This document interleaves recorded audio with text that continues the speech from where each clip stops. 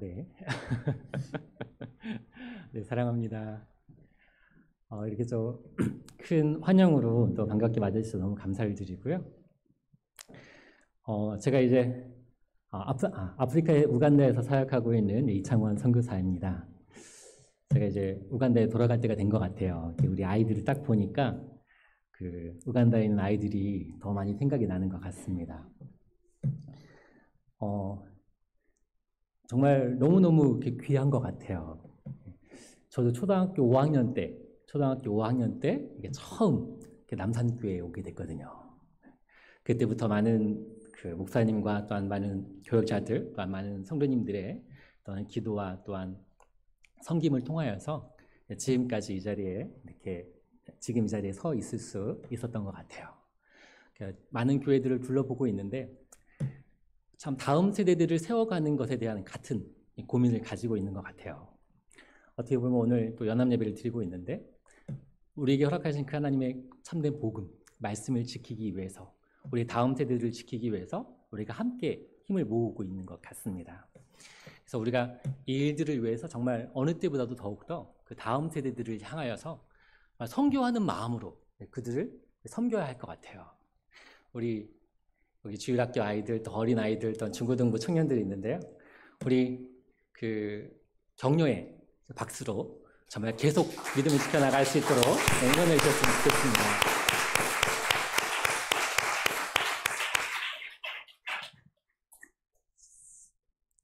네,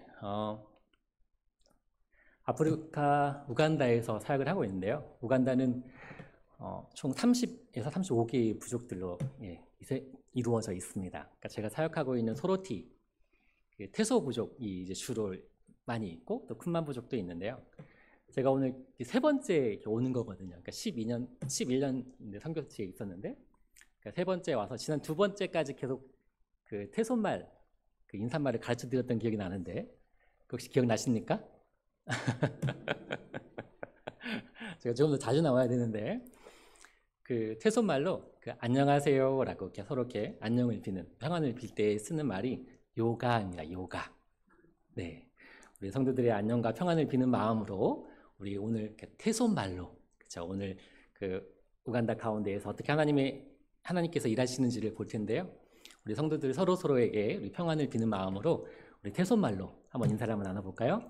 네, 요가, 요가, 요가 너이.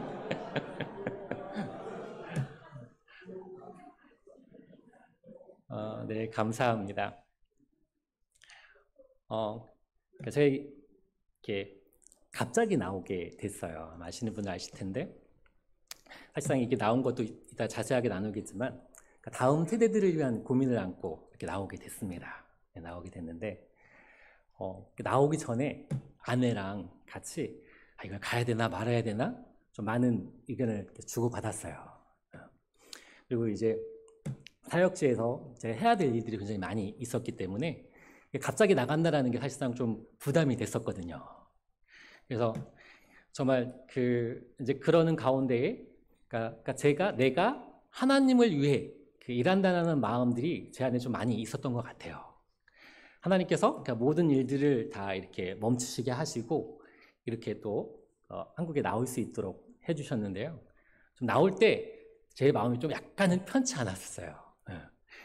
이게 왜냐하면 사실상 이제 내 욕심이겠죠. 그러니까 선교지에 제가 해야 될 일들 또한 제가 하고 싶은 일들이 좀 많이 있었기 때문에 좀 그 마음 심적으로는 좀 이렇게 갈등이라고 해야 되나요? 그런 마음들이 있었는데 이게 한국에 딱 나오기 직전에 혹시 몰라서 피 검사를 하고 왔었거든요. 그러니까 아시는 분은 아시겠지만 이제 기도해 주셔서 너무 감사를 드리고요. 피 검사를 했는데 간 수치가 그러니까 정상 범위 안에서 굉장히 7, 8배에 넘는 수치가 나온 거예요. 만약에 이제 그걸 모른 상태로 계속 사역을 했었다면 어쩌면 정말 천국에서 우리 만날 수 있는 정말 너무너무 감사하게 하나님께서 그 타이밍에 딱 일을 멈추시게 하시고 딱 나오셔서 잘 치료받고 돌아갈 수 있도록 하나님께서 인도해 주셨습니다. 그러니까 지난주에 다시 이제 피 검사를 했었는데 정상 범위로 돌아왔습니다. 네네.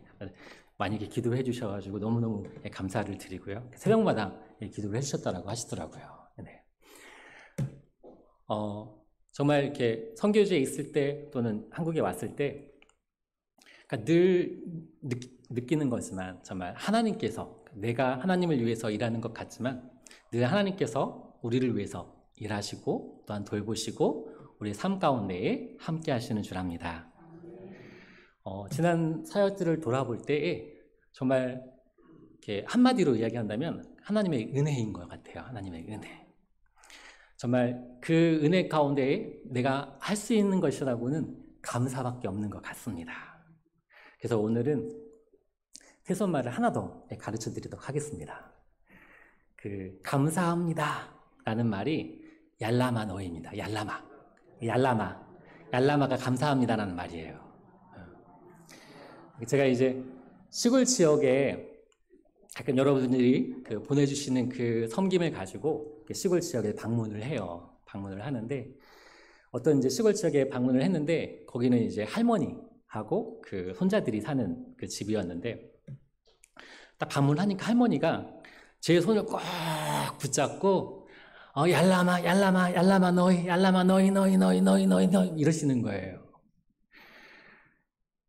아무도 그쵸? 심지어 자기 가족도 자기 자식들도 자신을 찾지 않는데 정말 듣도 모르는 나라 그쵸? 한국에서 선교사가 오셔서 이 먼 곳까지 이렇게 자기를 찾아와서 너무너무 고맙다고 두 손을 꼭 붙잡고 얄라마 너희 하더라고요. 그 너희가 뭐냐면 매우란 뜻을 가지고 있습니다. 그래서 정말 고맙다라고 하더라고요. 한번 여러분의 삶을 한번 생각을 해보시면서 우리의 삶 가운데에 정말 저는 그 시골 지역은 갈 수도 있거든요. 근데 하나님께서 그쵸? 그 모든 영광 버리시고 육신의 몸으로 이 땅 가운데에 오신 그 사건은 절대 불가능한 사건이잖아요. 뿐만 아니라 우리의 삶 가운데에 죄악 가운데 여전히 있지만 우리의 삶을 찾아오시고 우리의 삶 가운데 우리를 만나주시고 우리의 삶 가운데 우리를 인도하신 그 하나님 얼마나 감사하지 않을 수가 없겠습니까? 우리 삶 가운데 아까 저를 환영했던 그 환영보다 더 크게 그죠? 하나님을 향하여 우리 얄라마 너희라고 그죠? 얄라마 그죠? 감사합니다라고 같이 고백했으면 좋겠는데요.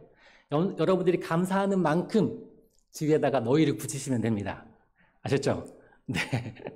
우리 함께 우리 두 손을 들고 우리 하나님 앞에 감사의 고백을 드렸으면 좋겠습니다. 얄라마 너희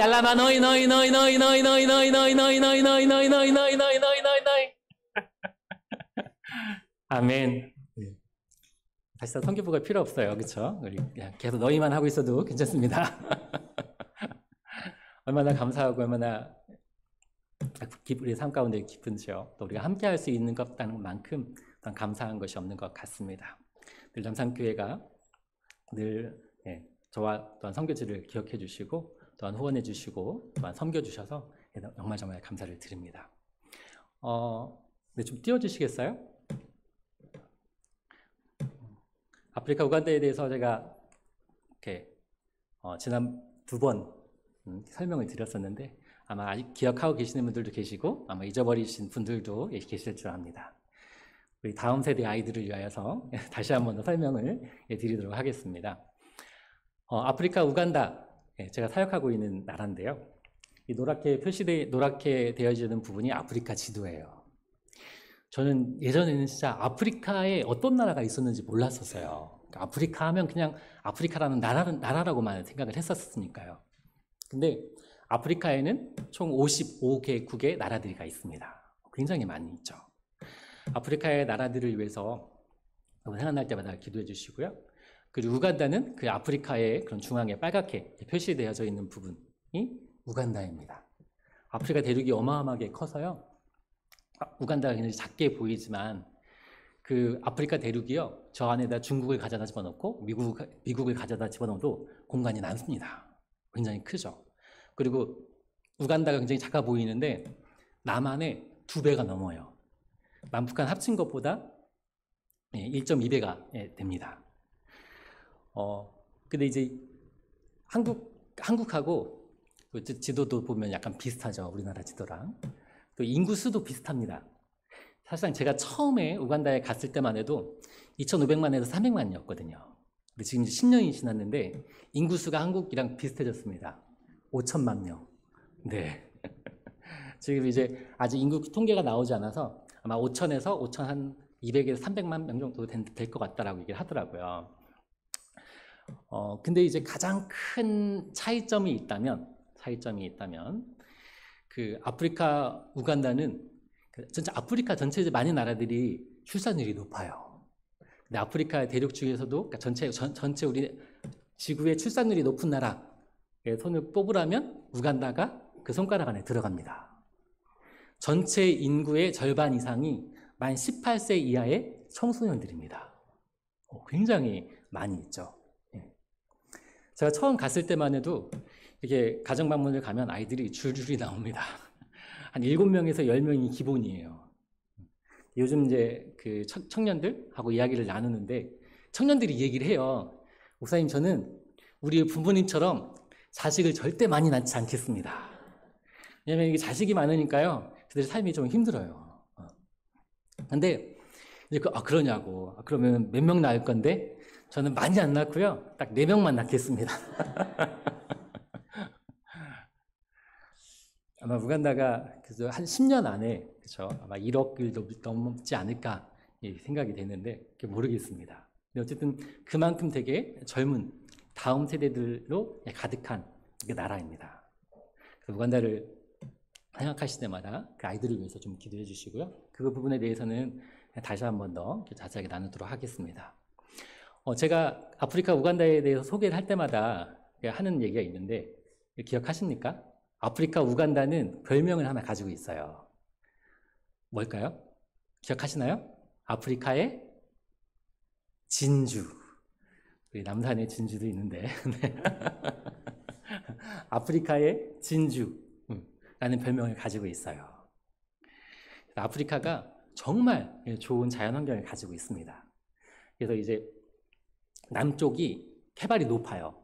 북쪽으로 갈수록 지형이 낮아지는데 남쪽 지역에 이제 캄팔라가 수도 지역이거든요. 저렇게 검게 표시된 부분이. 그 지역은 해발 1,400에서 1,700m가 넘습니다. 그리고 동쪽과 서쪽 끝에 엘곤이랑 르웬조리 산이 있는데요. 그 산은 4,000m가 넘어요. 그리고 르웬조리 산에는 만년설이 있습니다. 그러다 보니까 이 남쪽 지역에는 또 우기철이 굉장히 길어서 굉장히 좋은 자연 환경을 많이 가지고 있어요. 그래서 제가 자연의 그 사진을 가져와 넘겨주시겠어요? 넘겨주시겠어요? 넘겨주시겠어요? 네네. 이제 또 넘겨주시겠어요? 그냥 자연스럽게 넘겨주시면 됩니다. 굉장히 아름답죠? 그래서 동물들이 굉장히 많이 있어요. 그래서 아이들을 위해서 가지고 왔는데 기린도 있고요. 사슴 종류도 굉장히 다양하게 많이 있고요. 네, 넘겨주시겠어요? 네, 코끼리도 있고요. 네, 정말 다양한 새들이 많습니다. 혹시 존 스튜어트 목사님 아실지 모르겠는데 우간다에 새들이 굉장히 많아가지고요. 그 지역에 와서 새를 찍고 책까지 내셨더라고요. 당연히 악어들도 있고요. 네, 하마도 있고요. 네, 그리고 사자들도 있습니다. 네, 아프리카가요. 아프리카의 진주라고 불릴 정도로 굉장히 좋은 자연 환경을 가지고 있어요. 아마 아시는 분은 아시겠지만 그 이스라엘이 지금의 이스라엘로 가기 전에 이게 우간다에다가 그쵸 이스라엘을 만들려고까지 했었어요. 네. 근데 어쨌든 굉장히 좋은 자연 조건을 가지고 있고 아프리카의 진주라고 불리는 우간다 땅이지만 참된 진주 대신 참된 보화 대신 예수 그리스도가 없는 땅, 그 땅이 우간다가 아닐까 생각이 됩니다. 제가 처음 안식년에 처음 안식년 때 여러분들 보고할 때 그쵸 아프리카의 진주라고 불리지만 참된 진주 대신 예수 그리스도가 없는 땅이라고 우간다를 소개를 했었거든요. 근데 지금도 여전히 그런 부분들이 있습니다. 아마 기억하실 분들은 기억하실 텐데 제가 처음 우간다를 갔을 때 저희 선임 선교사님이 저를 딱 앉혀놓고 하신 말씀이 있어요. 이제 물론 이제 여러 가지 상황들이 있으니까 이것은 조심해야 되고 여기는 가면 안 되고 이렇게 하면 되고 여기에 뭐 있고 뭐 이렇게 많은 것들을 알려주셨거든요. 그러고 나서 마지막으로 이렇게 한 말이 있어요. 이창원 선교사, 이거 하나는 꼭 기억을 해야 돼. 우간다 사람들 절대로 믿지 마. 다 도둑놈이야. 라고 하시는 거예요. 처음에는 그 말이 굉장히 당황스러웠어요. 왜냐하면 아프리카에, 우간다에 있는 그 사람들을 섬기기 위해서 왔는데, 그죠? 믿지 말라고 하고 다 도둑놈이라고 하니까. 근데 이제 그 말을 이해하기까지는요, 며칠도 안 걸렸어요. 며칠도 걸리지 않았습니다. 우간다가요, 전체 인구의 그때 당시에는 90% 이상이 기독교, 예수님을 믿는다라고 고백하는 사람들입니다. 근데 문제가 뭐냐면 전체의 80%가 캐톨릭과 성공회예요. 그리고 오순절 계통의 그런 그 흐름들이 많이 아프리카에 이제 들어왔는데, 그러다 1930년 경에도 굉장히 아프리카에 우간다하고 그 몇 개의 주변국들이 아프리카의 부흥 운동을 일으켰던 나라 중에 하나입니다. 한국도 6.25 한국도 그래서 평양 대부흥부터 시작해서 한국교회 큰 부흥이 이 땅을 가운데에 임했었잖아요. 근데 한국교회와 우간다의 가장 큰 차이점은 제 생각에는 말씀이었던 것 같아요.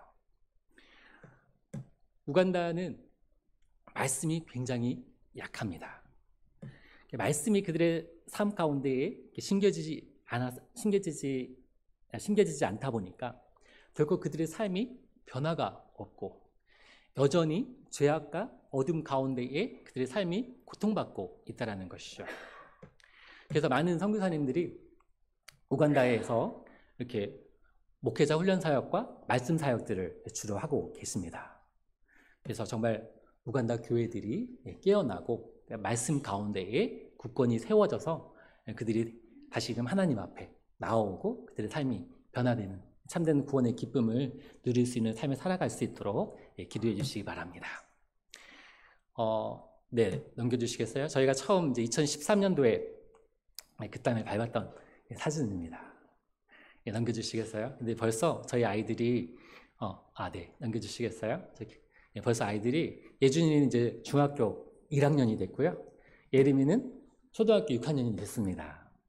아마 지난 2년 전에 저희가 코로나 때문에 아이들을 더 이상 이제 홈스쿨링을 할 수가 없어서 케냐에 있는 선교사 자녀 학교에 보냈거든요.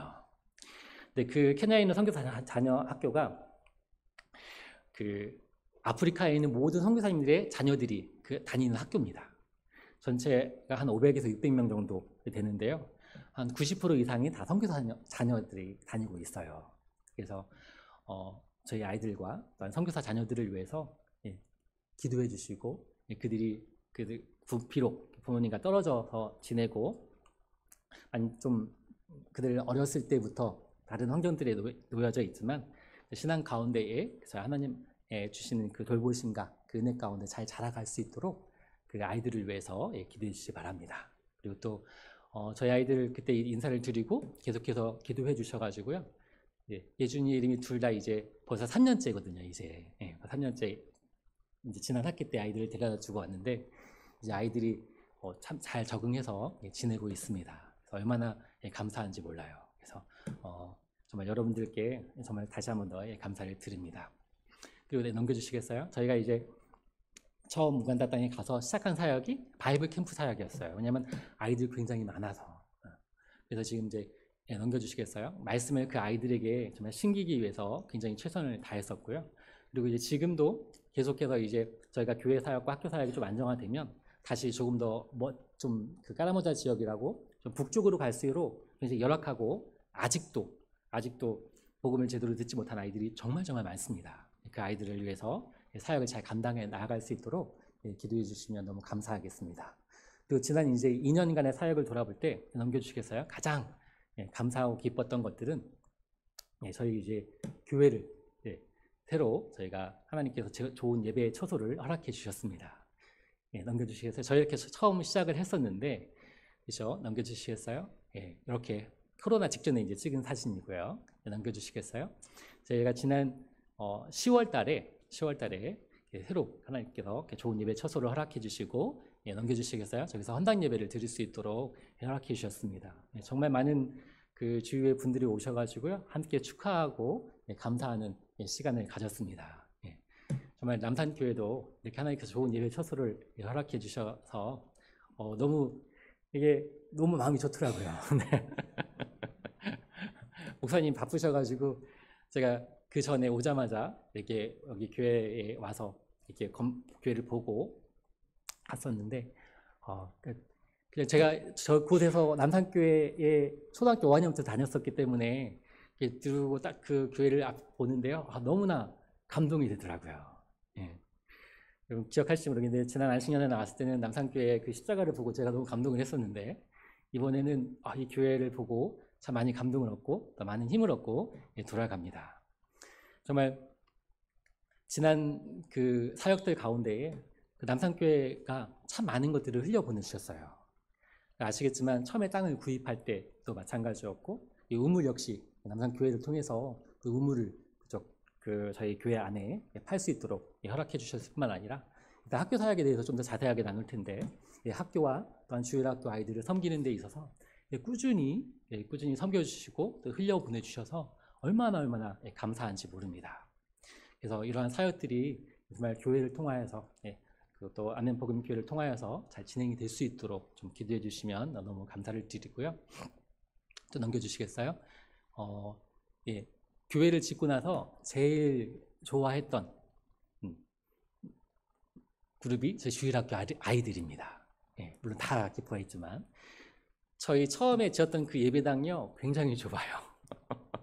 아마 여기 좌석 있는 한 칸 이렇게 정도 사이즈밖에 되지 않아서요, 이 좁은 공간에 어른들하고 아이들 같이 합치면 한 200명 정도 되는데 그 예배 같이 드릴 수가 없거든요. 그래서 아이들은 막 밖에서 예배 드리고 진짜 나무 밑에서 예배 드리고 막 그랬어요. 넘겨주시겠어요? 근데 이제 정말 좋은 넓고 좋은 공간을 하나님께서 허락해 주셔서 아이들이 이제 그룹별로 이렇게 물론 전체 이제 다 찬양하고 활동들을 하고, 또는 무엇보다도 그룹별로 아이들에게 다양한 활동들과 또한 다양한 프로그램들을 통하여서 그 아이들이 복음을 알아갈 수 있도록, 하나님의 말씀에 가까워질 수 있도록 아이들을 섬길 수 있게 돼서 얼마나 감사하고 기쁜지 모릅니다. 사실상 이제 저희 학교 사역에 대해서 좀 더 얘기는 할 텐데, 저희 학교가 사실상 저희가 처음 안식년에 나왔을 때에 시작이 된 거거든요. 그때에 이제 교회가 시작한 지 한 6개월도 되지 않은 시점이었어요. 6개월도 되지 않은 시점인데, 아내가 갑자기 이제 몸이 안 좋아서 먼저 나오게 됐어요. 나오게 되고, 제가 이제 그곳에서 이제 그 현지 성도들을 이렇게 신방을 하고 있었는데, 이제 분명히 이제 주로 이제 오전 시간에 신방을 많이 하거든요. 분명히 아이들이 학교에 가 있어야 될 시간인데 학교에 있지 않고 거기에 있는 거예요, 집안에. 그래서 어떻게 됐냐고 물어보니까 근처에 있던 학교들이 다 문을 닫았다라고 이야기를 하더라고요. 그래서 문을 닫아서 그 학교 아이들이 이제 벌써 학교가 다른 정부학교나 다른 학교들이 시작이 됐고, 하긴 정부학교까지 가려면 또 몇 킬로 이상 걸어가야 되니까 그때 상관없어서 아이들이 갈 데가 없었던 거예요. 근데 이제 교회가 시작한 지 몇 개월 되지 않았고, 아까 처음 사진 보셨지만 아직 저희 교회도 사실상 이제 막 그냥 지어놓고 제대로 이렇게 관리도 안 됐던 그런 상황들이었기 때문에 도저히 학교를 시작할 수가 없다, 미안하지만. 근데 이제 그때에 저희가 뭘 하고 있었냐면, 주일학교 아이들이 너무 많아서 일단 처음에 이제 저희가 담을 먼저 쳐야 된다 그래가지고 앞쪽에 먼저 담을 쳤거든요. 그 담 쪽에 지붕을 얹어서 좀 길게 주일학교를 위한 공간을 만들고 있었어요. 근데 이제 그 부모들도 그렇고 교회 리더들도 그렇고 아니라고, 할 수 있다고, 거기 지금 여기 주일학교 위한 공간들도 있고 여기 예배당도 있으니까 학교를 시작해달라고 이야기를 하는 거예요. 그래서 이제 아내한테 학교를 시작한다고 얘기를 하고, 그리고 그 긴 주일학교 공간을 칸막이 막아서 3개의 교실로 만들었어요. 그리고 이제 교회 공간을 하나의 교실로 해서 4개의 클래스로 이제 학교가 이제 시작이 됐습니다. 사실상 이제 그 교회 리더들의 말이나 어른들의 말은 흘려들을 수가 있었는데 차마 그 가는 곳마다 아이들이 앉아 있는데 너무 마음이 아프더라고요.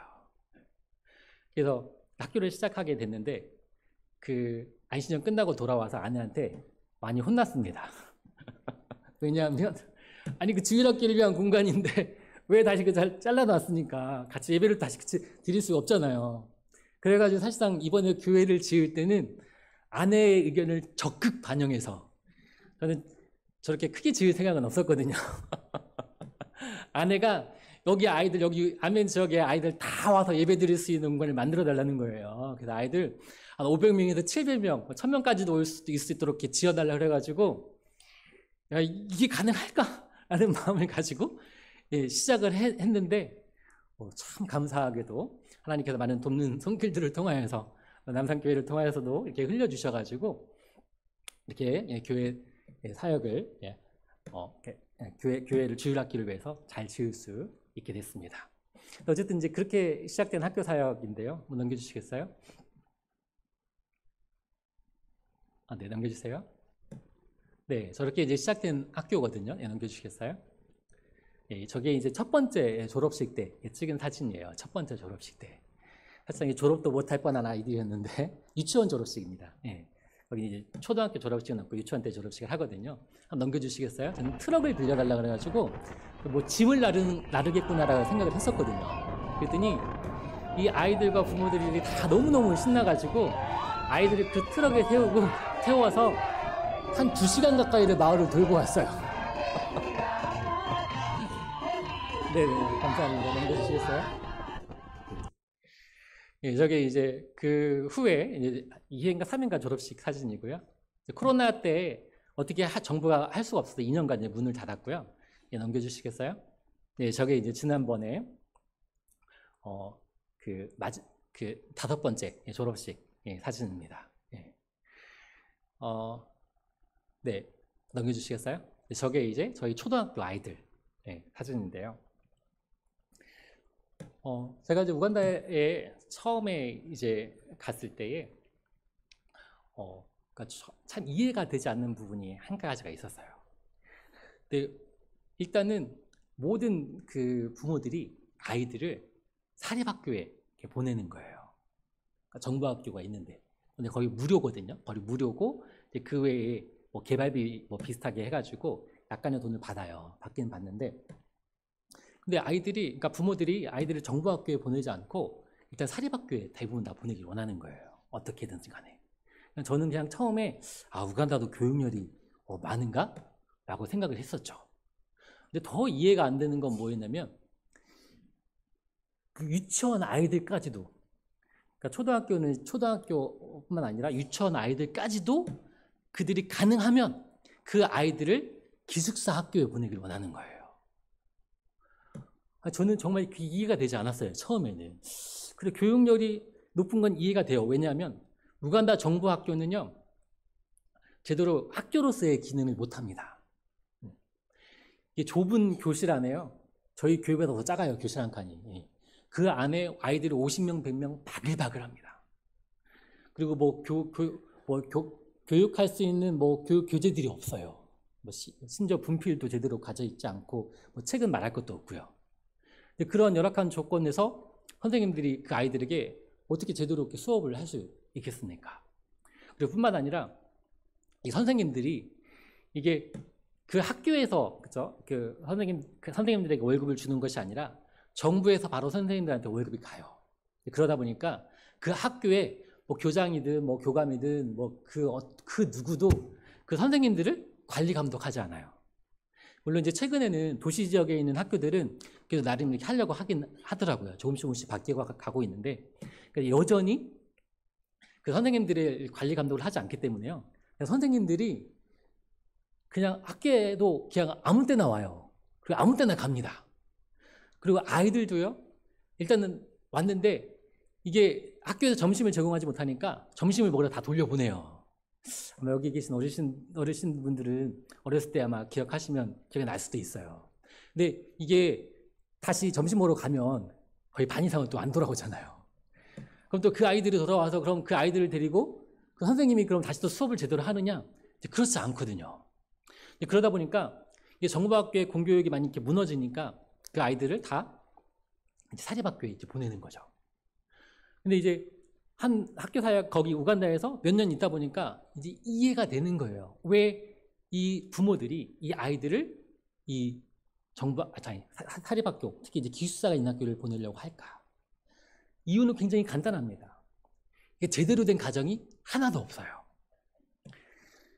저희가 처음에 이제 학교를 시작하고 나서 그 아이들을 다 돌볼 수가 없으니까 아이들의 가정조사를 했어요. 왜냐면 정말 그 어려운 아이들을 좀 도와주기 위해서. 근데 학교 아이들 리스트를 가지고 왔는데 저는 깜짝 놀랐어요. 아니, 이거 왜 리스트를 다 가져오면 어떡하냐고. 아이들 리스트가 엄청나게 많은 거예요. 그래가지고 이제 교장을 불러서 이게 뭐냐고 그랬더니 정말로 10명 중에 8은 결손 가정입니다. 부모님이랑 같이 살지 않고 그래서 엄마나 아빠, 할머니랑 같이 살고 있는 거예요. 그리고 그 7, 8명 중에 한 5명 정도가 할머니랑 같이 삽니다. 이 가정이 이렇게 온전히 서지 못하니까요. 가정에 이제 폭력이나 불화가 엄청나게 많고요. 그 누구도 그 아이들을 책임져 줄 수 없는 곳이 되어버린 거예요. 그러다 보니까 아이들이 학교 밖을 나가는 순간 그 아이들에게 그 어떤 것도 그 아이들을 지켜줄 수 있는 공간이 없는 거예요. 아프리카 우간다가 약간 부족 사회적인 성향을 띠고 있기 때문에 아이들은 맨 나중입니다. 그래서 어느 곳도 그 아이들을 돌보거나 케어할 수 있는 공간이 없어요. 아이들이 학교를 그만두고 밖에 나가면 그 남자아이들이 뭘 하겠어요? 나쁜 짓들을 배우는 거죠. 도둑질이나 나쁜 짓들, 그 현재 마약이나 그런 것들을 접하게 되는 거죠. 여자애들도 당연히 마찬가지겠죠. 학교 사역하시는 선교사님하고 이제 우연히 얘기하게 됐는데 학교 사역하시는 선교사님이 저를 앉혀놓고 이야기를 하는 거예요. 사실 하소연이죠. 가끔 이게 선교사님들은 다 이렇게 좀 떨어져 있어가지고 가끔 만나면 이야기를 많이 합니다. 한국말로 얘기할 수 있는 게 많지 않으니까. 근데 그 선교사님이 저를 앞에 앉혀두고 울분을 토하시면서 얘기를 하시는 거예요. 나는 그 우간다 학교에 방학을 다 없애버렸으면 좋겠다고 얘기를 하더라고요. 아니 목사님, 왜 방학을 없앱니까?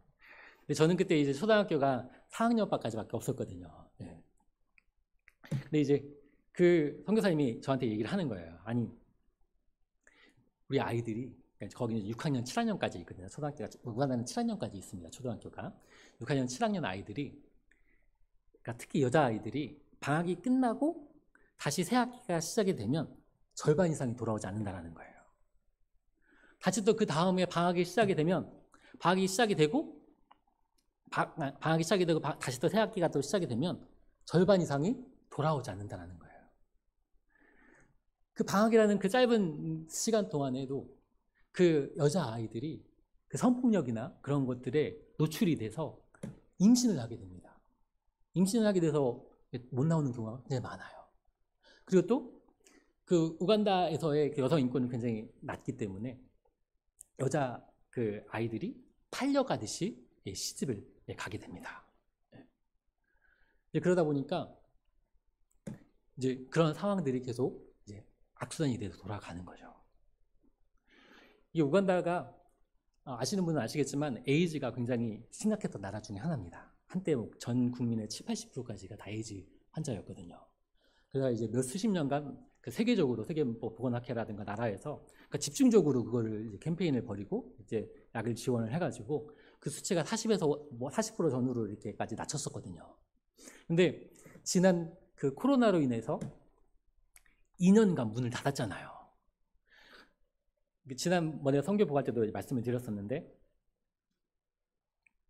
어떻게 이제 그 정부에서 그걸 어떻게 통제를 할 수가 없으니까 그냥 모든 사회 시스템을 그냥 스톱을 시킨 거예요.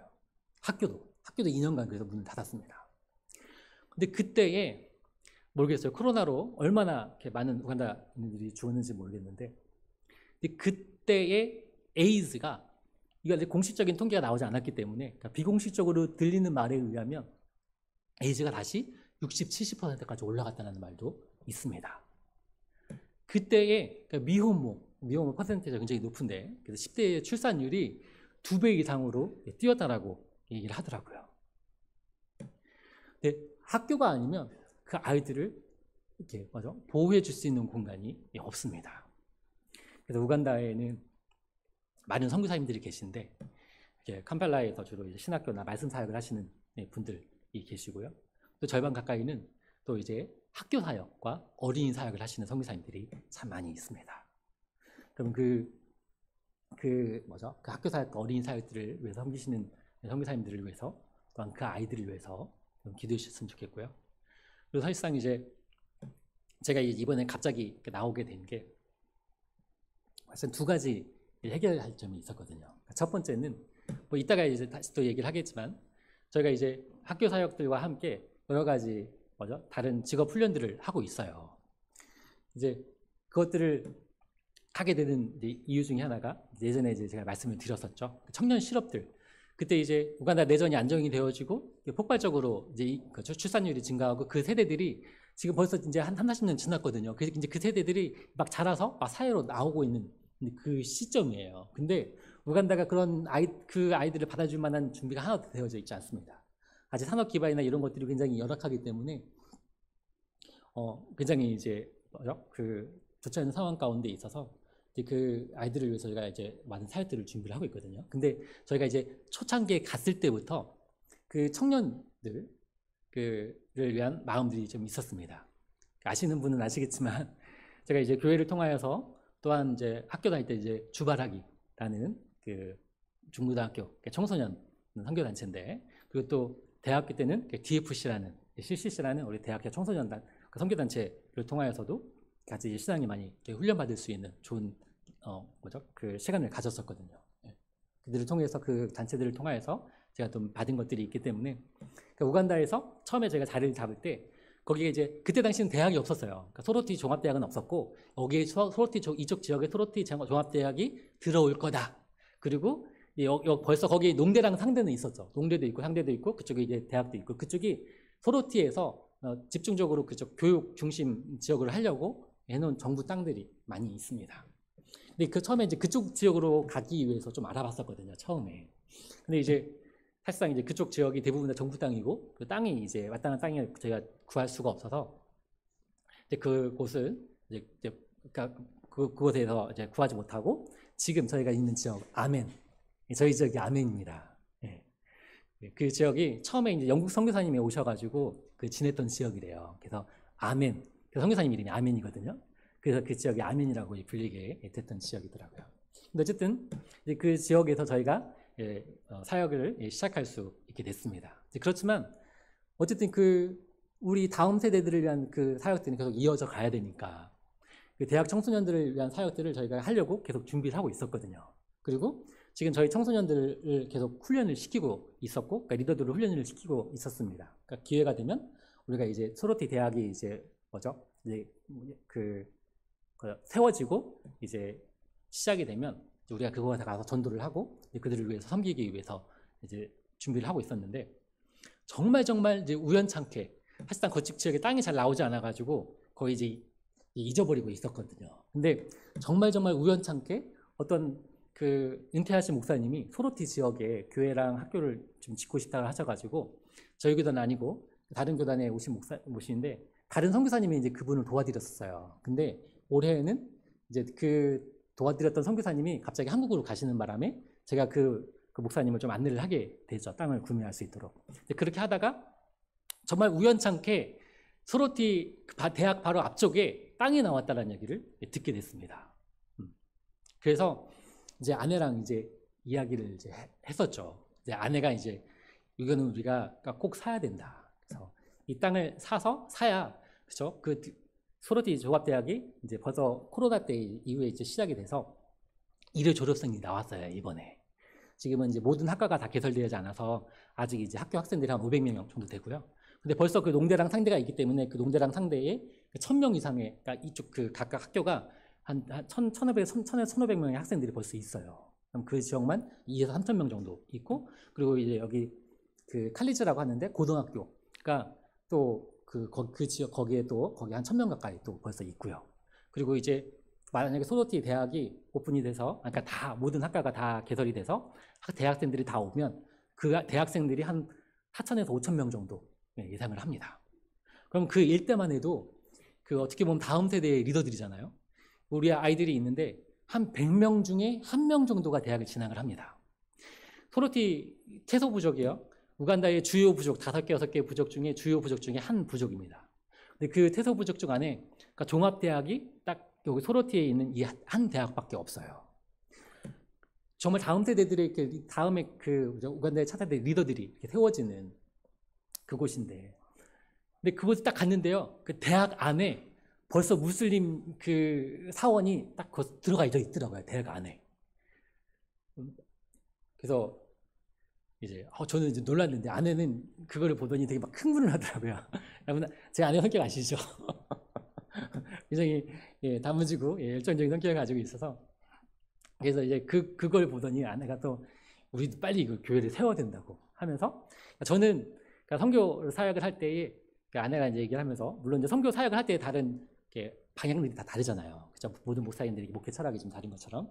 그래서 저는 선교지에 흘려주시는 만큼 그걸 받아서 그대로 다 보내자라는 게 이제 제 마음이었기 때문에, 하나님께서 우리에게 이 마음을 주셨기 때문에, 하나님께서 하나님의 일들을 이루어 가시기 때문에 하나님께서 이 일들을 이제 이루어 가시니까 우리가 조금 더 기다리자, 이런 마음이었고, 아내는 아니다. 우리가 마음을 열고 입을 크게 벌려서 하나님께 구해야 된다라는 거였어요. 그래서 아내가 저보고 가라 하고 한 거였거든요. 그래서 제 마음이 불편했던 이유가 그거였어요. 왠지 쫓겨나는 느낌이 들어서 왠지 쫓겨나는 느낌이 들어서 그랬는데, 안 나왔으면 큰일 날 뻔했죠. 그죠? 그래서 아내한테도 고맙다고 그래요. 덕분에 제가 살았다고. 근데 어쨌든 하나님께서 그죠? 그렇게 나오게 하시고, 또한 뿐만 아니라 이렇게 이러한 것들을 함께 한국 교회들과 함께 나누고 또한 힘을 모아서 또 돌아갈 수 있도록 해주신 것에 대해서 얼마나 감사한지 모릅니다. 그래서 그 모금이 잘 끝나서 이제 그 대학을, 그 대학 앞에, 소라티 종합대학 앞에 저희가 땅을, 그죠? 다음 세대들을 위한 발판을 잘 마련할 수 있도록 저희가 이제 그 땅을 구매를 하고, 또한 이제 시간이 되면 또 거기 교회를 세우고, 그리고 또 그 캠퍼스 안으로, 또한 근처에 있는 대학들 안으로 들어갈 예정입니다. 그 근처가 대부분 다 정부 땅이기 때문에요. 그 일대의 교회들이 거의 없습니다. 그래서 저희가 들어가서 그 아이들을 섬길 수 있도록 여러분 생각나실 때마다 좀 기도해 주시고요. 그게 사실 첫 번째 나온 목적이었어요. 그래서 두 번째 이제 목적은, 제가 나올 때 아내랑 얘기를 했어요. 그러면은, 왜냐하면 저희가 지난 안식년 이후에 그 학교 사역에 굉장히 많은 초점을 두었습니다. 왜냐하면 그 학교 사역을 우리가 굉장히 중요하잖아요. 그 아이들을 섬기기 위해서 일단 최대한 우리가 빨리 스윙을 하고 이것들이 잘 운영이 될 수 있도록, 그래야 다른 사역들을 이렇게 잘 또 이렇게 제가 섬길 수 있기 때문에 그 사역들을 참 많은 부분들을 우리가 초점을 줬거든요. 그래서 그때 막 책들을 굉장히 많이 이렇게 가져가가지고 제가 이제 도서관도 만들었어요. 아마 저 뒤에 사진이 있는 걸로 알고 있는데, 한번 더 넘겨주시겠어요? 네. 도서관도 만들고, 그래서 그때 이제 흘려주시는 것들로 한 거거든요. 그리고 또 뿐만 아니라 선생님들을 그 후로 컴퓨터 교육을 시켰습니다. 컴퓨터 교육을 시키고, 그래서 지금은 선생님들이 컴퓨터로 각 교실마다 그 멀티미디어 수업을 하고 있어요. 아마 그 소로티 지역에 선생님이 다 노트북을 가지고 있는 선생님, 다룰 줄 아는 선생님이 있는 학교는 제가 유일할 겁니다.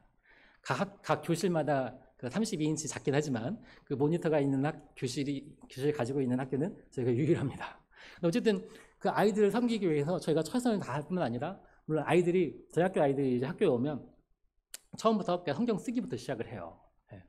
아이들이 이제 성경을 쓰고, 성경을 이제 저학년 아이들 남송을 하고, 그리고 이제 데일리 만나 바이블이라는 것들을 통해서 이제 선생님이 오면 아침 묵상을 하고요. 그리고 기도로 시작을 합니다, 수업이.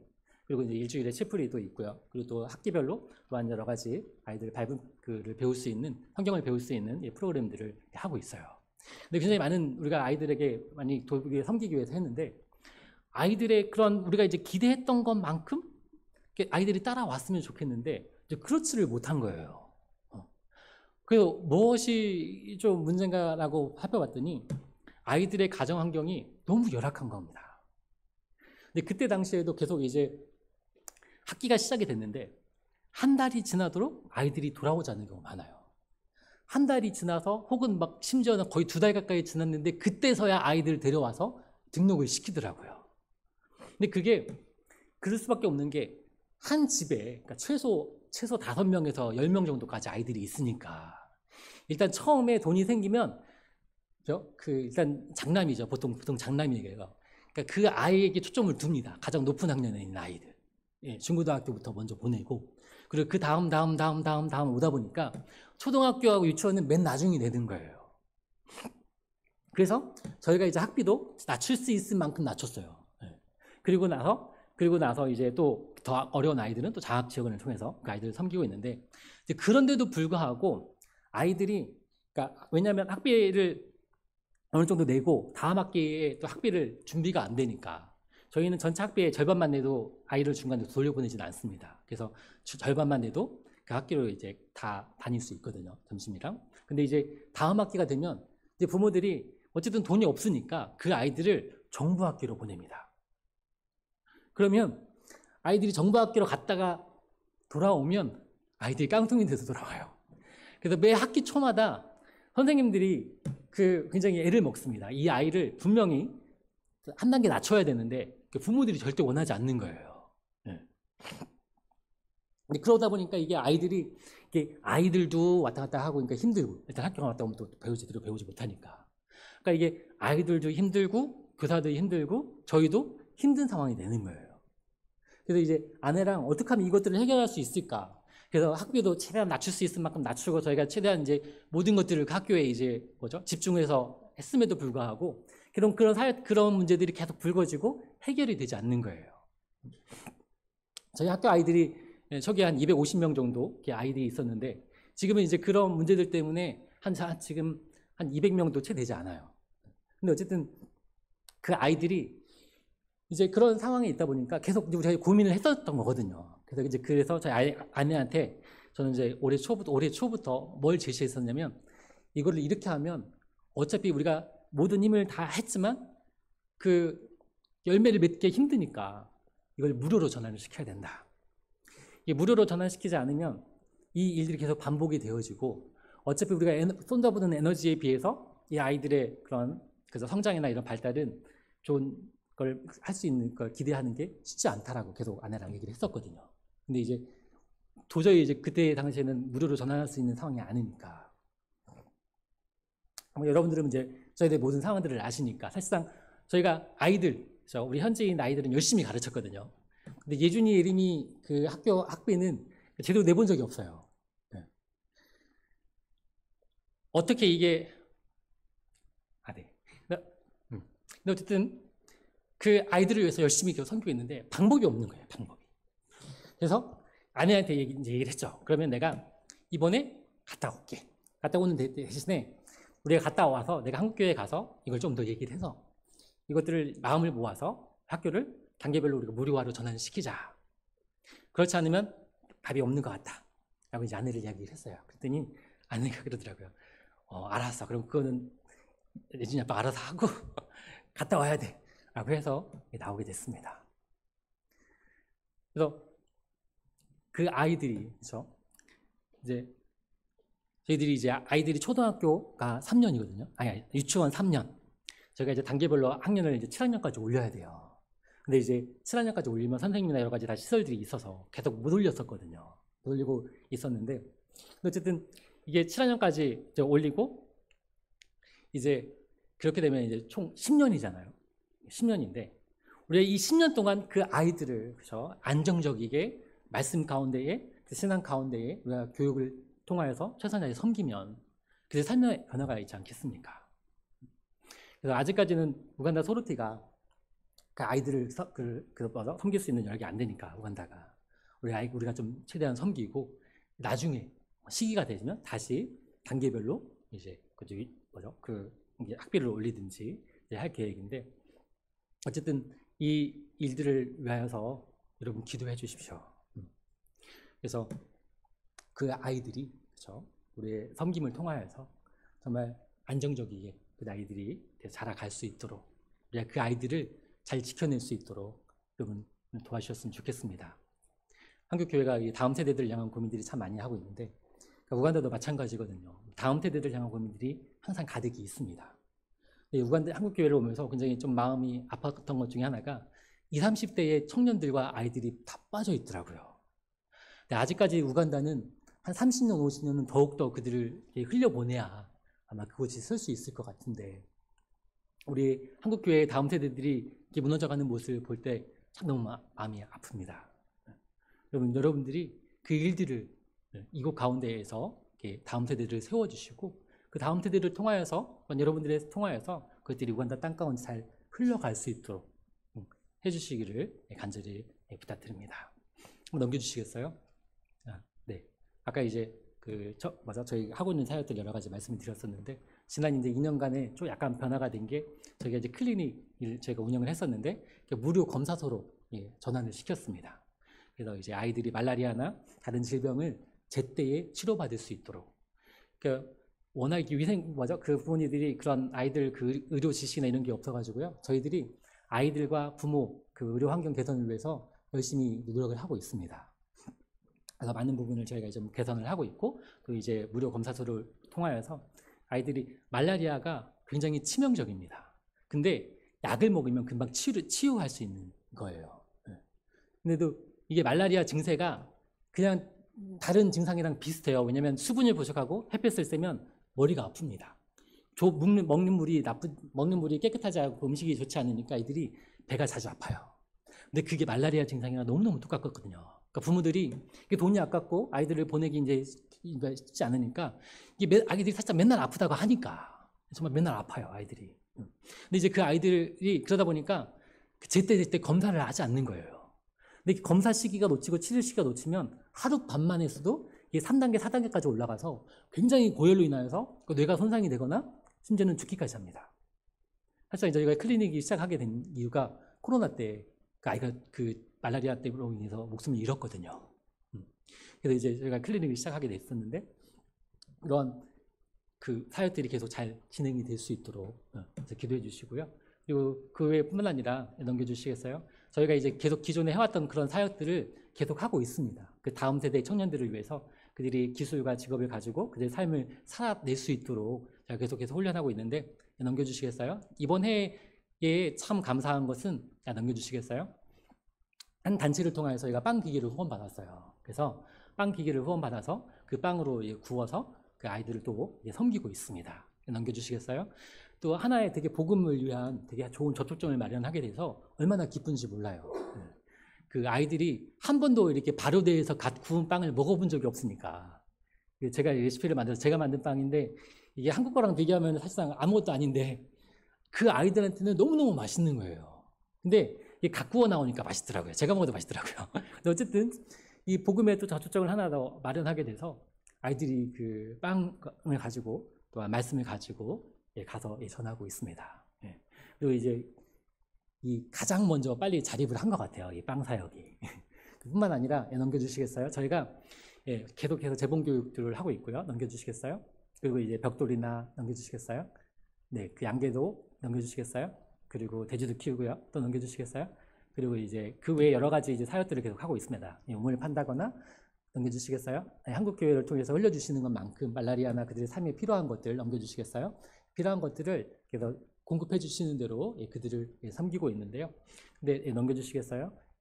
아시겠지만 이러한 모든 것들은 하나의 저촉점입니다. 그들에게 복음을 전할 수 있는. 그래서 저런 모든 사역들이 그래도 좀 많이 안정화가 됐어요. 자체 그룹별로 어느 정도 세팅이 돼서 많은 수는 크게 할 수 없지만 한국교회를 흘려두는 만큼 저희가 할 수 있는 만큼 한 명, 두 명, 한 명, 두 명씩 계속해서 그들을 교육하고 훈련을 시키고 있습니다. 그래서 무엇보다도 우간다 땅 가운데에 그러한 저희가 이렇게 많은 사역들을 하고 있는 건 이유는 딱 한 가지죠. 그렇죠? 하나님의 말씀 그들에게 전하기 위해서 그들의 말씀이 그들의 삶 가운데 들어가서 그들을 변화시키는 역사가 우간다 땅 가운데에 일어날 수 있도록 그 다음 세대들이 굳건히 세워질 수 있도록 여러분 기도해 주시면 너무나 감사하겠습니다. 넘겨주시겠어요? 또 넘겨주시겠어요? 이번에 한국교회에 와서 좀 저도 도전이 받은 것들이 하나가 있는데, 저게 이제 제 아내의 그 모교회입니다. 상주옥산교회인데, 저 휴게실에 갔는데 한쪽에 교적부가 놓여져 있더라고요. 그러니까 굉장히 낡은 책이 하나가 있었어요. 굉장히 낡은 책. 처음에 뭔지 몰랐어요. 그래서 뭐 왜 이렇게 낡은 책이 있지? 봤더니 교적부더라고요. 그 교회가 1919년도 그 브루엔이라는 그 선교사님을 통해서 세워진 교회더라고요. 제가 여러 번 갔었는데 처음 알았어요. 네. 그리고 그 1919년 되게 어려웠던 시기잖아요, 사실상. 근데 그리고 더 놀란 건 뭐였냐면, 한번 넘겨주시겠어요? 거기에 이제 학습 세대 기록들이 거기 나와 있더라고요, 교적 보니까. 근데 거기 보니까 1951년 4월 달에 학습 교육을 한 게 있더라고요. 네. 그 다음 세대 목사님이, 이제 구례 선교사님은 아니시고, 저거 보고 되게 감동이 됐어요. 51년이면 아마 아시겠는 분 아시겠지만 전쟁이 아직 다 끝나지 않은 시기였거든요. 네. 전쟁이 다 끝나지 않은 그 상황에서도 그죠? 정말 어렵고 힘든 상황에서도 그 말씀이 그죠? 이 한국 땅에 심겨졌기 때문에 어떻게 보면 지금의 우리 한국 교회가 이렇게 성장할 수 있었던 것이라는 생각이 들더라고요. 근데 한편으로는 이 무너져가는 다음 세대들을 보면서 좀 많이 고민을 해봤어요. 왜 무엇이 우리 다음 세대의 아이들이 그죠? 이 세상 가운데에 갈 수밖에 없는가라고 생각을 해보니까 어떻게 보면 지금 20대, 30대의 그 젊은 그 세대들이 한국 교회가 사실상 정점을 찍었을 때에 자라났던 세대들이거든요. 근데 그때를 간간히 곰곰이 생각해 보니까 그나마 제 세대는 한국 교회의 성장과 함께 같이 컸거든요. 그러다 보니까 한국 교회가 어땠었는지 알아요. 그런 경험들이 있는 거죠.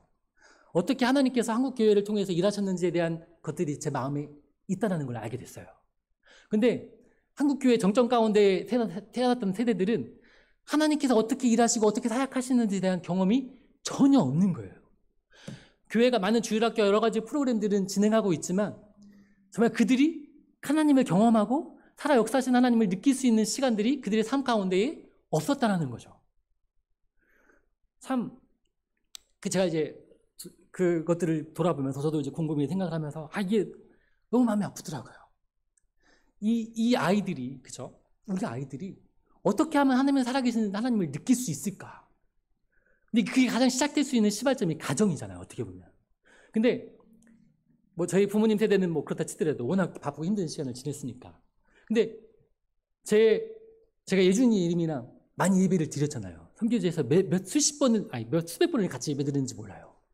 근데 제가 돌아보니까요, 한 번도 예준이 예림이한테 제가 어떻게 하나님을 만났는지, 하나님께서 어떻게 내 삶에 살아 역사하셨는지 얘기해 본 적이 없는 거예요.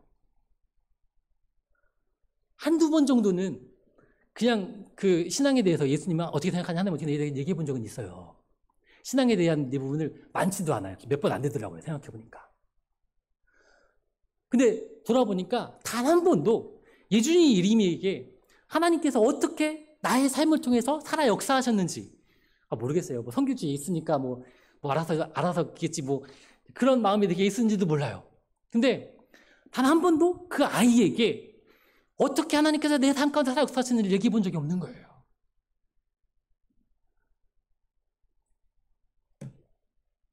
여러분의 가정들은 어떤지 모르겠습니다.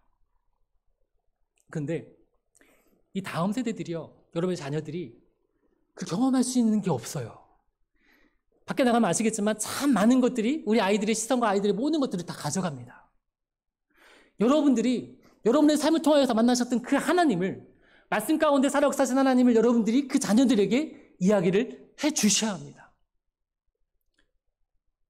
혹시나 여러분의 자녀들이 다 컸다고 말 듣지 않으면, 지난번에도 우리 담임사님 잠깐 나눴는데, 여러분 손자들에게 한 번 더 기회가 있잖아요. 여러분 손자 손녀를 앉혀놓고 그런 재미있는 성경 이야기 좋습니다. 왜냐하면 성경 이야기 가운데에서 이들이 통하여서 하나님께 어떻게 살아 역사하시는지를 보여주시잖아요. 근데 그것보다 더 좋은 거는 여러분의 삶 가운데 살아 역사하시는 그 하나님을 여러분이 여러분의 삶을 통하여서, 말을 통하여서 여러분 자녀에게 전해주셔야 합니다. 굉장히 중요합니다. 그래서 한국교회 나와서 시간이 되는 대로 한번 물어봤어요. 제가 DFC 활동을 했었으니까 DFC 소년들하고 아이들을 나눠봤는데 그 아이들이 똑같은 이야기를 합니다. 자신의 부모님이 한 번도 그런 얘기를 해준 적이 없대요. 모르겠어요. 제가 만났던 그 아이들의 부모님들이 그랬었는지는 모르겠어요. 여러분이 그 하나님의 마음과 여러분의 삶을 통해서 자랑하셔야 됩니다. 굉장히 중요해요. 여러분의 다음 세대들이 살아서 역사하신 하나님을 누굴 통해서 보겠습니까? 부모잖아요. 그래서 저도 이제 어떻게 하면 우리 아이들에게, 우간다 아이들은 정말 불쌍합니다. 그 어느 누구도 그 아이들에게 보여줄 수 있는 사람이 없어요. 그들의 부모님을 보고 무엇을 알 수 있겠습니까? 그들에게 주어진 유일한 희망은 한국교회를 통해서 흘러가는 그 사람, 한국교회를 통해서 살아 역사하시는 그 하나님을 그들이 경험할 수 있는 것밖에 없잖아요. 그래서 이번에 돌아가면 저도 이제 남산교회도 사실상 요청을 드리는데, 이제 저도 주부도 가져가고 나중에 여러분의 성도들의 여러분의 사진을 좀 보내주세요. 그래서 저희도 교회 한 칸에 딱 붙여놓을 거예요. 막 붙여놓고 어떻게 하나님께서 한국교회 가운데 일하시고, 어떻게 하나님께서 지금도 살아 역사하셔서 한국교회를 통하여서 끊임없이 흘려주시는 그 하나님을 그들이 간접적으로도 경험할 수 있도록, 혹시나 그들의 삶에 어려움과 시험이 왔을 때에 그래, 이창원 선교사님을 통하여서 살아 역사하셨던 그 하나님이 한국교회 가운데 역사하셨던 그 하나님을 나도 한번 만나보겠다는, 나도 한번 붙잡아보고 싶다는 그런 마음들이 우리 선교사 아이들 가운데 있을 수 있도록 그 아이들을 위해서 기도해 주시고 섬겨주시기 바랍니다. 마지막으로 한 가지만 더 마칠 텐데요. 시간이 많이 지났지만 오늘은 특별한 날이니까 여러분 기억하실지 모릅니다. 우간다가 이슬람이 굉장히 빠르게 침투하고 있어요. 제가 처음에 이제 우간다 갈 때만 해도 2.5에서 3% 정도밖에 되지 않았거든요. 근데 처음에 안신년에 와서 여러분이 보고할 때 제가 기억나십니까? 4에서 7%. 그리고 지난번 안신년에 나왔는데 12에서 14%. 이번에 나오긴 아직 인구 통계가 안 나왔어요. 근데 유엔 인권 자유보고서에 보니까, 종교 자유보고서에 보니까 한번 넘겨보시겠어요? 넘겨주시겠어요? 저희가 한 얘기가 아니라 자기들 무슬림 최고위원회가 있어요. 우간다에. 거기서 뭐라고 얘기하면 전체 인구의 우간다의 35%의 무슬림 성도들이 우간다에 있다라고 얘기를 합니다. 자기들이 얘기한 거니까 제가 볼 때는 분명히 과장됐다고 봐요. 근데 분명한 것은 15에서 20% 이상은 넘으면 될 것 같아요. 왜냐하면 어느 한 지역이 90% 이상이 무슬림인 지역이 있어요. 굉장히 큰 도시인데도 불구하고. 그리고 뿐만 아니라 한 전체 도시가 70% 이상, 60, 70%가 넘는 그 무슬림 인구가 있는 도시들이 벌써 세네 개 이상들이 생기기 시작을 했습니다. 무슬림들이요, 이게 무슬림뿐만 아니라 이단들이 돈이 많으니까요, 집중적으로 막 쏟아부읍니다. 근데 아까 말했죠, 우간다에 있는 성도들이 말씀이 없으니까 같은 종교라고 봐요. 똑같은 하나님을 믿는 종교라고 봐요. 아주 자연스럽게 무슬림으로 들어갑니다. 아주 자연스럽게. 어른 세대들 그렇다 치더라도 그 아이들이 다 자연스럽게 무슬림을 가서 거기서 자라면 그들은 평생 복음을 들을 수 있는 기회들을 잃어버리게 되고 하는 거죠. 생각나실 때마다 우간다에 있는 교회들을 위해서, 성공회와 카톨릭이 80%가 넘고 저희 개신교는 한 1에서 2%밖에 되지 않아요. 우간다에 있는 수많은 교회들이 다시금 말씀 앞에 돌아와서 말씀이 굳건히 서서 우리가 그 무슬림을 무엇으로 막겠어요? 뭐 학교, 병원 막 이런 집중적으로 막 집중 포화처럼 막 쏟아부었는데 무엇으로 그들을 우리가 막을 수 있겠습니까? 오직 말씀밖에 없는 줄 압니다. 그래서 우간다 교회들이 말씀 가운데에 든든히 서서 참된 복음, 하나님의 주시기를 해주신 그 생명을 지켜나갈 수 있도록 우간다의 전체 선교사님들이 한 200에서 300명 정도 선교사님들이 계시거든요. 200명, 한 200명이 한 250명 정도쯤 될 것 같은데 선교사님들이 그 각각 곳곳에서 참 열심히 사역을 하고 계세요.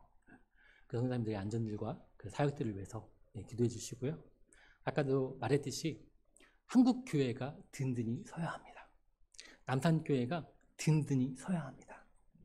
남산 교회가 아니면 여러분들이 아니면 아직 왜냐하면 그 우간다에 있는 그 어린 영혼을 섬겨줄 수 있는 게 없어요. 정말 우리가 함께 우리의 삶을 통하여서 살아 역사하신 하나님을 드러내고 다음 세대들을 든든히 세워갈 수 있는 저와 여러분들이 됐으면 좋겠습니다. 기도하시겠습니다. 사랑하는 높으신 아버지 하나님, 하나님 아버지의 귀하신 사랑과 은혜를 감사합니다. 오늘 특별히 우간다 선교지 가운데에 하나님께서 어떻게 일하시고 또 하나님께서 다음 세대들을 세우기 위해서 어떻게 우리에게 특히 선교지에게 주신 마음들을 함께 나눌 수 있도록 인도하시니 감사합니다.